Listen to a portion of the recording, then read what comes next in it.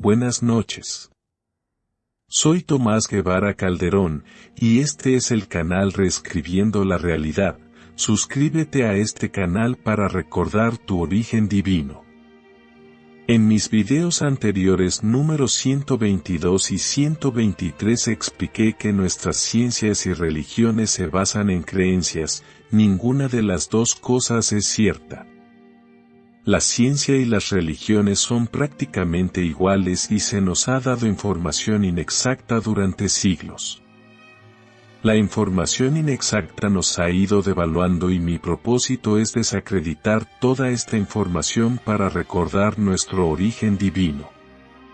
En el episodio 125 de hoy vamos a analizar cómo movíamos los megalitos en la antigüedad. Nótese que cuando dije que el Imperio Romano compuso la Biblia, me refiero a que crearon comités, los llamaron concilios, para incluir a todos los escritores de religiones disponibles de las épocas, pero no incluyeron a ninguna escritora femenina. Éramos una sociedad patriarcal que aún hoy tiene una gran influencia. El proceso de ensamblar la Biblia es un viaje fascinante que abarca siglos e involucra a varias figuras históricas y concilios. Exploremos cómo estos 66 libros pasaron a ser parte de la Biblia. El Antiguo Testamento. El Antiguo Testamento, también conocido como la Biblia hebrea, consta de 39 libros. Estos libros fueron escritos a lo largo de los siglos por profetas, líderes y escribas. Para la época de Jesús y sus discípulos, la Biblia hebrea ya se había establecido en 39 libros. Esta colección era lo que Jesús llamaba las Escrituras. Moisés escribió los primeros 5 libros, Génesis, Éxodo, Levítico, Números y Deuteronomio, y los profetas posteriores contribuyeron al resto. El Nuevo Testamento. Después del establecimiento de la Iglesia cristiana primitiva, los seguidores de Jesús comenzaron a escribir registros históricos de su vida y enseñanzas. Estos escritos llegaron a ser conocidos como los Evangelios, Mateo, Marcos, Lucas y Juan. Los líderes de la Iglesia como Pablo y Pedro escribieron cartas, llamadas epístolas, para proporcionar orientación a las iglesias recién formadas.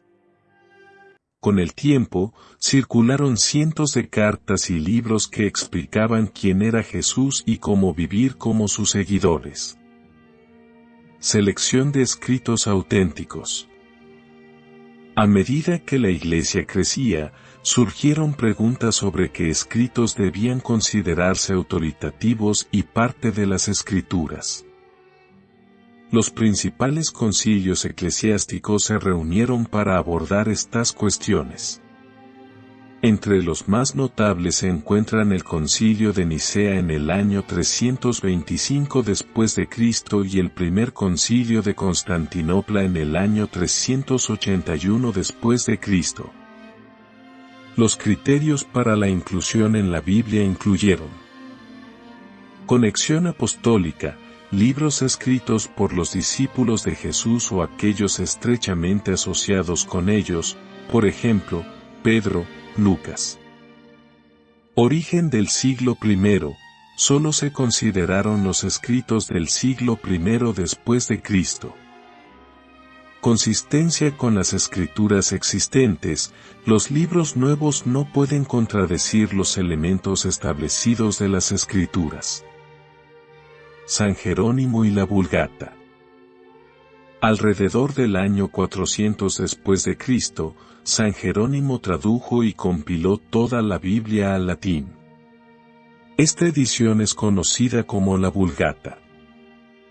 Si bien Jerónimo no fue el primero en seleccionar los 66 libros, fue el primero en reunirlos en un solo volumen. En resumen, la primera edición generalizada de la Biblia, incluyendo tanto el Antiguo como el Nuevo Testamento, fue reunida por San Jerónimo en latín alrededor del año 400 después de Cristo. Esta compilación, conocida como la Vulgata, se convirtió en un hito fundamental en la historia de la Biblia.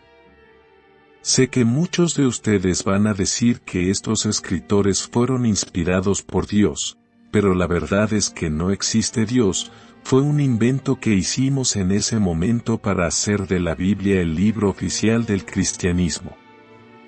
Los musulmanes hicieron lo mismo. Antes de esa época y durante muchos siglos nos dedicamos a construir maravillas utilizando megalitos que pesaban cientos o miles de toneladas.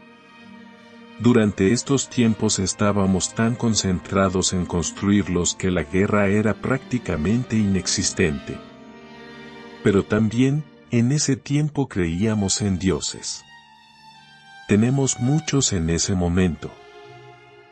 Exploremos los fascinantes edificios y sus conexiones entre Baalbek, el templo de Júpiter, el templo de Venus y el Imperio Romano. Baalbek. Ubicación: Baalbek, también conocida como Heliópolis, es una antigua ciudad del actual Líbano.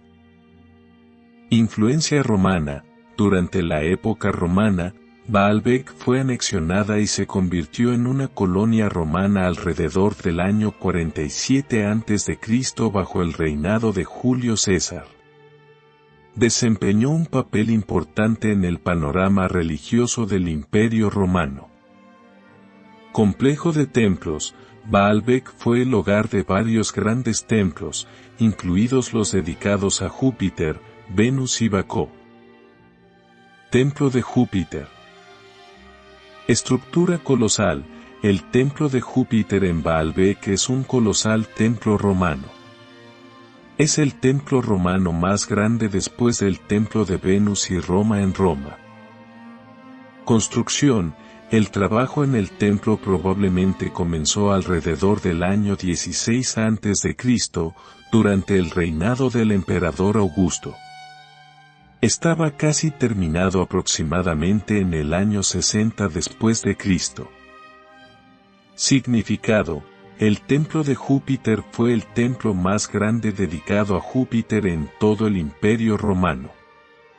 Sus columnas tenían unos impresionantes 19,9 metros de altura, con un diámetro de casi 2,5 metros, lo que las convertía en las más grandes del mundo clásico. Oráculo y emperadores: sirvió como un importante sitio religioso, y los emperadores a menudo consultaban su oráculo. Por ejemplo, el emperador Trajano se enteró de su inminente muerte allí alrededor del año 115 después de Cristo. Templo de Venus. El templo de Venus estaba situado a unos 200 metros al sureste del templo de Júpiter, separado por una calle con columnas. Diseño y culto: era un campo cuadrado rodeado por una columnata. Dentro de esta zona, existían dos pequeños santuarios. Uno estaba dedicado a las musas, mientras que el otro estaba frente al templo de Júpiter y veneraba a Venus. Conexión con el Imperio Romano. Importancia religiosa: los templos de Baalbek, incluidos los de Júpiter y Venus, fueron importantes centros religiosos durante el Imperio Romano. Desempeñaron un papel crucial en la vida espiritual de la región. Intercambio cultural: los romanos incorporaron deidades locales a su panteón, a menudo identificándolas con sus propios dioses. Por ejemplo, Júpiter, también conocido como Zeus, estaba asociado con el dios semítico Baal, y Venus, Afrodita, era venerada junto a otras deidades. Influencia bizantina: después del período romano, Baalbek continuó siendo relevante. Las ruinas de esa época incluyen el templo de Venus, que más tarde se incorporó a una iglesia bizantina.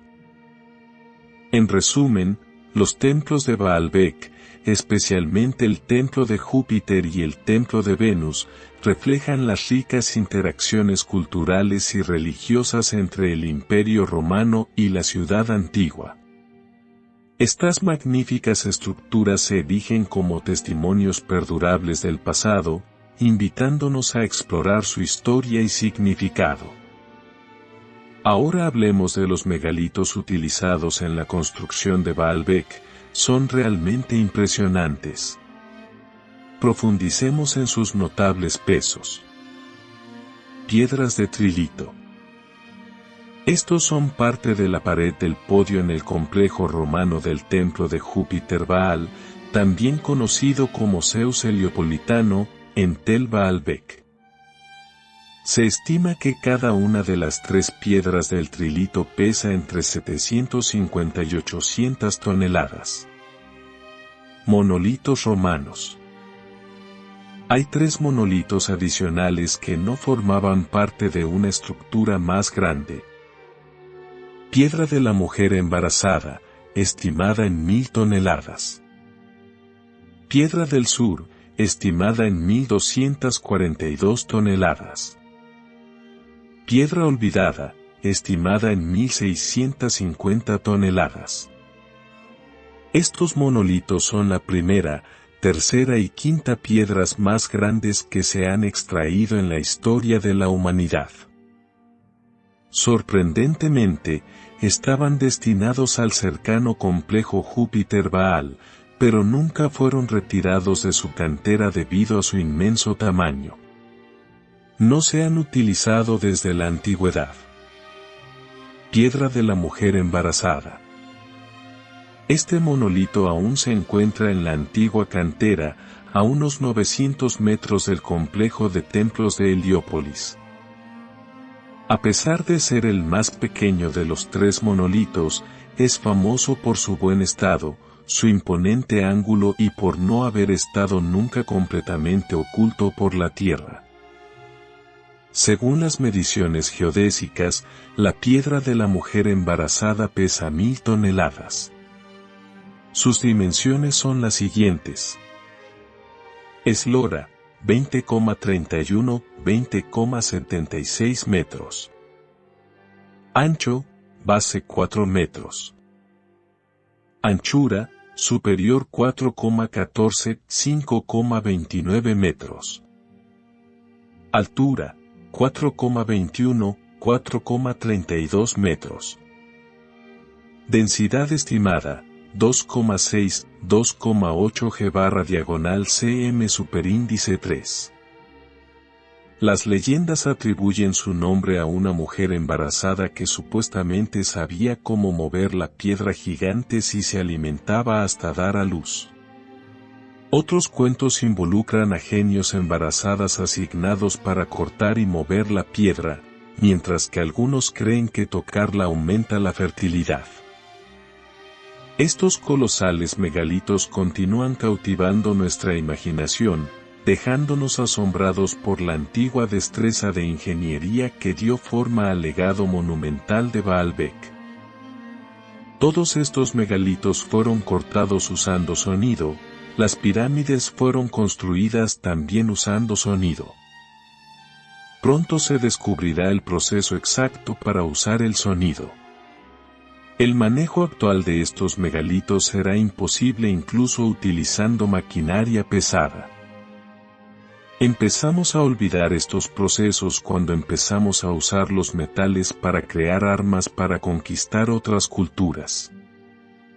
En Machu Picchu utilizamos el sonido, pero de una manera diferente, para disolver prácticamente parcialmente las piedras para unirlas de maneras que hoy serán imposibles.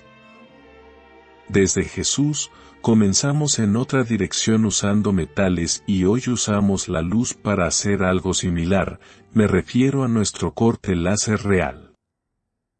La luz se puede utilizar para cortar materiales pesados a través de un proceso llamado corte por láser. Déjame explicarte cómo funciona. Corte por láser. En el corte por láser, un rayo láser de alta energía se enfoca en la superficie del material. El intenso calor generado por el láser provoca la fusión o vaporización localizada del material. Como resultado, el material se corta con precisión a lo largo de la trayectoria deseada. El corte por láser se usa comúnmente para metales, cerámica y otros materiales. Tipos de corte por láser. Método de fusión. Este es el método tradicional en el que el láser funde el material a lo largo de la línea de corte. Método de vaporización. En este método, los pulsos ultracortos de un láser de alta energía vaporizan instantáneamente el material sin derretirlo. Esta técnica es particularmente efectiva para cortar metales, cerámica y otros materiales pesados. Aplicaciones prácticas. El corte por láser se usa ampliamente en diversas industrias, incluidas la fabricación, la aeroespacial y la automotriz. Permite realizar cortes precisos e intrincados con un mínimo desperdicio de material. Se eligen diferentes tipos de láser, como láseres de CO2 o láseres de fibra, en función del material específico que se está cortando. Consideraciones de seguridad. El corte por láser implica rayos de alta energía, por lo que las precauciones de seguridad son cruciales. La protección ocular y la ventilación adecuada son esenciales cuando se trabaja con láseres. Recuerde que el corte por láser es una técnica poderosa y versátil, pero requiere equipo y experiencia especializados. Pero nunca olvidamos el sonido, pero ahora lo estamos usando de manera diferente. Si bien la luz, como en el corte por láser, se usa comúnmente para el corte de precisión, el sonido también se puede aprovechar para el procesamiento de materiales, aunque de diferentes maneras. Exploremos algunos métodos en los que el sonido juega un papel importante. Corte ultrasónico.